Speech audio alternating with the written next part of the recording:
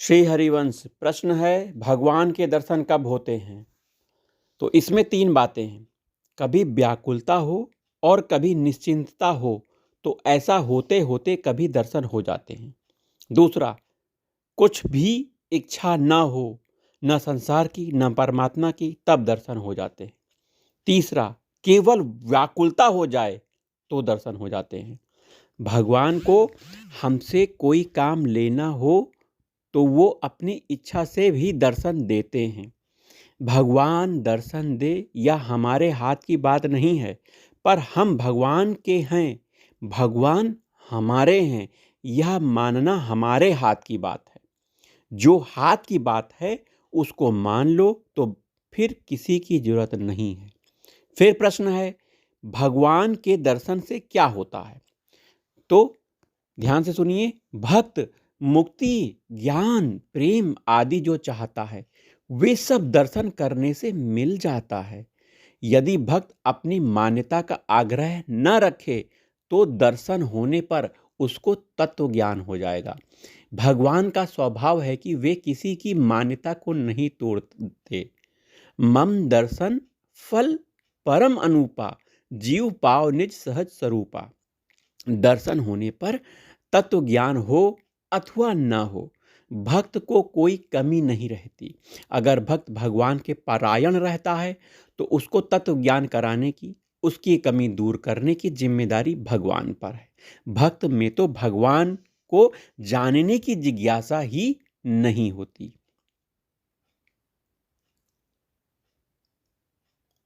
वही प्रश्न है, ऐसे कई संत हुए हैं जिन्होंने भगवान के दर्शन को महत्व नहीं दिया।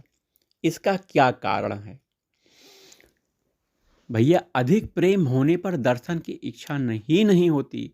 कारण कि प्रेम में एक रस, मादकता होती है और भक्त उसी में मस्त रहता है। प्रेम की अपेक्षा दर्शन अनित्य होता है।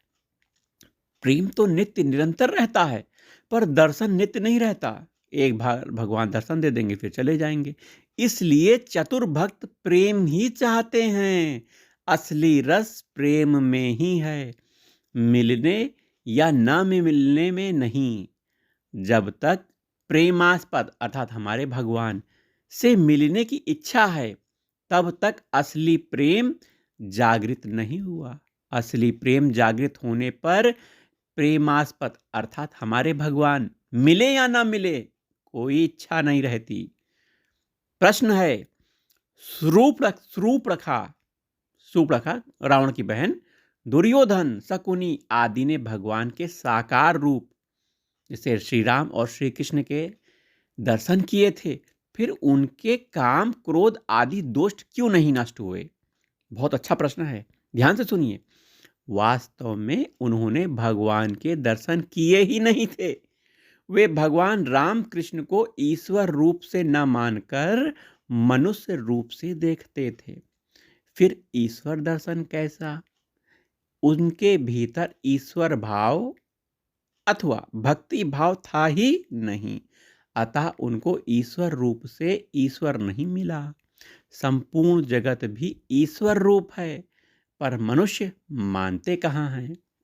वहीं अगला प्रश्न, परमात्मा प्राप्ति में कोई कारक या कर्ता नहीं चलता, परंतु संतों के द्वारा दूसरे को भगवान के दर्शन करवाने की बात भी आती है। इसमें क्या कारण है? यह बात लोगों की दृष्टि से कही गई है, वास्तविक नहीं है। भगवान के दर्शन करना और करवाना हाथ की बात नहीं है। भगवान कृपा पूर्वक अपनी मर्जी से दर्शन देते हैं। मानस में लिखा है ना, सोई जानई जेई देहु जनाई, जानत तुम ही होई जाई। तुम रही कृपा तुम ही रघुनंदन, जानहि भगत भगत उर चंदन। कर्ता स्वतंत्र होता है, स्वतंत्र कर्ता, जबकि भगवत दर्शन करने वाला स्वतंत्र नहीं होता। भगवान से प्रार्थना हो सकती है, पर उनके ऊपर शासन नहीं हो सकता। अगर खुद की इच्छा हो तो संतों की कृपा भगवत दर्शन में सहायक हो सकती है। वहीं और प्रश्न है, सुनिए, भगवान के दर्शन हो और वे कहें कि वर मांगो, तो पर कुछ मांगे नहीं तो क्या फल मिलेगा? अगर आपने नहीं मांगा, भगवान ने कहा कुछ मांगो, तुमने कुछ नहीं मांगा तो क्या मिलेगा? मांगने से वस्तु के साथ संबंध होता है और कुछ न मांगने से भगवान के साथ संबंध होता है।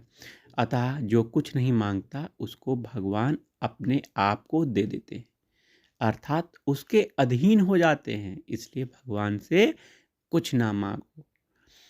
अगला प्रश्न है, भगवान के दर्शन होने पर भक्त स्तुति करता है या स्तुति होती है? इसका उत्तर है स्तुति करता नहीं, प्रत्युत स्तुति होती है। तो ये है भगवत दर्शन के महत्वपूर्ण प्रश्न। वहीं एक प्रश्न आप और सुनिए, जब भगवत प्राप्ति के लिए ही मनुष्य शरीर मिला है तो फिर भगवत प्राप्ति कठिन क्यों दिखती है? भैया, भोगों में आसक्ति रहने के कारण भगवत प्राप्ति कठिन है। भगवत प्राप्ति कठिन नहीं है, भोगों की आसक्ति का त्याग कठिन है। वही प्रश्न देखिए, भगवत प्राप्ति कठिन कहें अथवा भोगासक्ति का त्याग कठिन कहें, बात तो एक ही हुई। तो भैया इसका उत्तर सुनो, नहीं, बहुत बड़ा अंतर है। भगवत प्राप्ति को कठिन मानने से साधक श्रवण, मनन, जप, स्वाध्याय आदि में तेजी से लगेगा और भोगासक्ति के त्याग की तरफ ध्यान नहीं देगा। वास्तव में भगवान तो प्राप्त ही हैं, केवल संसार के संबंध का त्याग करना है। वहीं प्रश्न और सुनिए, संसार के संबंध का त्याग कैसे होगा? भैया, जोरदार जिज्ञासा हो या फिर आर्त भाव से रोकर प्रार्थना की जाए भगवान से, तो संसार का संबंध छूटेगा। भगवान की कृपा से कभी अचानक विवेक जागृत हो जाएगा और संसार की आसक्ति छूट जाएगी। वहीं प्रश्न बनता है, भगवत प्राप्ति सुगम कैसे है? तो भैया उत्तर है कि भगवान नित्य प्राप्त हैं। वे प्रत्येक देश, काल, वस्तु, व्यक्ति, अवस्था, परिस्थिति और घटना में परिपूर्ण हैं। उनकी प्राप्ति जड़ता के द्वारा नहीं होती, शरीर संसार से नहीं होती, प्रत्युत जड़ता के त्याग से होती है। परंतु नाशवान संसार की तरफ दृष्टि रहने से, नाशवान सुख की आसक्ति रहने से नित्य प्राप्त परमात्मा का अनुभव नहीं होता।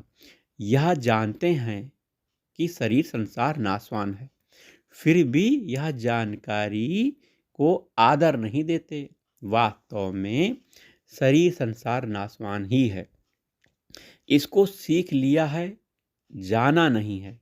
इसीलिए नाशवान जानते हुए भी सुख लोलुपता के कारण उसमें सभी लोग फंसे हुए हैं। वास्तव में नित्य